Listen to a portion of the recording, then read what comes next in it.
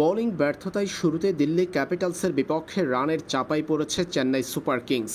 চিদাম্বরম স্টেডিয়ামে আরও একটা ম্যাচে পরাজিত হয়েছে চেন্নাই। উইকেটের পিছন থেকে দেয়া মহেন্দ্র সিং ধোনির ডিরেকশন নিতে ভুল করেছেন মুকেশ চৌধুরী, নূর আহমেদরা।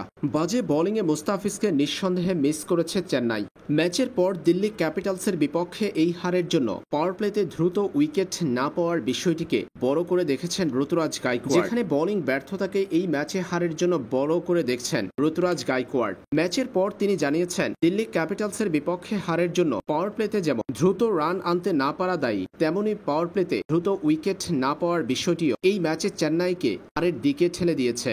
দিল্লি ক্যাপিটালসের বিপক্ষে এদিন 25 রানে পরাজিত হয়েছে চেন্নাই সুপার কিংস। ম্যাচের শুরুতে ব্যাটিং করে নির্ধারিত 20 ওভারে 183 রান সংগ্রহ করেছে দিল্লি ক্যাপিটালস। জবাবে ব্যাটিং করতে নেমে 158 রানে থেমেছে চেন্নাই সুপার কিংসের ইনিংস। 184 রানের টার্গেটে ব্যাটিং করতে নেমে শুধুমাত্র বিজয় শঙ্করের ব্যাট থেকে এসেছে 69 রান। বাকি ব্যাটাররা ব্যর্থ, শেষ পর্যন্ত চেন্নাইয়ের পরাজয় 25 রানের ব্যবধানে।